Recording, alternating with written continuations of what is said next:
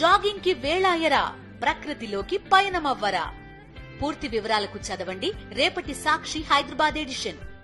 లగచర్ల కేసులో బీఆర్ఎస్ మాజీ ఎమ్మెల్యే పట్ట నరేందర్ రెడ్డిని ఇవాళ కొడంగల్ కోర్టుకు తీసుకెళ్లనున్నారు.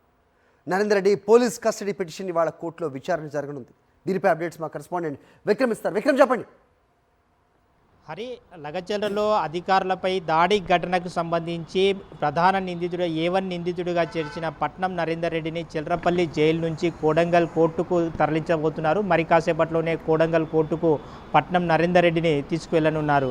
ఈ మేరకు జిల్లాలో పూర్తి స్థాయిలో బందోబస్తు ఏర్పాటు చేశారు. మన్నెగూడ నుంచి కోడంగల్ కోర్టు వరకు వికారాబాద్ పోలీసులు భారీ బందోబస్తును ఏర్పాటు చేశారు. న్యాయస్థానంలో ఈరోజు పోలీస్ కస్టడీపై విచారణ జరగనుంది. వాదనలు వినిపించబోతున్నారు.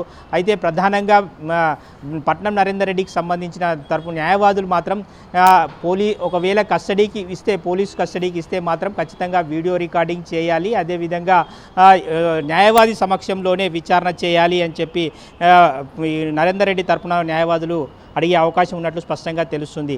ఇకపోతే A2గా ఉన్న సురేష్కి సంబంధించి నిన్న పోలీసులకు లొంగిపోవడం జరిగింది. పోలీసులు ఆయన్ను అదుపులోకి తీసుకొని నిన్న రిమాండ్ చేయడం జరిగింది. 14 రోజుల జ్యుడిషియల్ కస్టడీ కూడా ఇచ్చారు. సంగారెడ్డి జిల్లా జైలుకు సురేష్ను తరలించడం జరిగింది. నిన్న అతను వెళ్తున్న సందర్భంలో, రిమాండ్కి తరలించిన సందర్భంలో నేను ప్రశ్నిస్తూనే ఉంటాను, బయటికి వచ్చిన తర్వాత కూడా మళ్ళీ ప్రశ్నిస్తాను అంటూ మీడియాకు చెప్పుకుంటూ వెళ్ళడం జరిగింది. మొత్తంగా ఈ కేసుకు సంబంధించి చూసుకుంటే ఇప్పటి వరకు 28 మంది నిందితులను పోలీసులు రిమాండ్కి తరలించారు. మరో 20 మంది వరకు కూడా ఇంకా అదుపులోకి తీసుకోవాలి, ఇంకా పరారీలో ఉన్నట్టు గుర్తించడం జరిగింది. ఇంకా కేసుకు సంబంధించి విచారణ ఓవైపు ముమ్మరంగా కొనసాగుతుంది. మరోవైపు ఈ కేసుకు సంబంధించి అడిషనల్ డీజీకి సంబంధించి మొత్తం పూర్తి స్థాయిలో విచారణ చేసి దానికి సంబంధించిన నివేదికను డీజీపీకి అందజేయడం జరిగింది.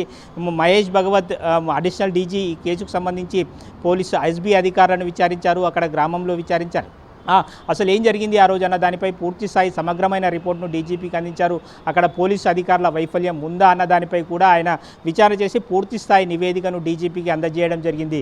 హరి, రైట్ విక్రమ్.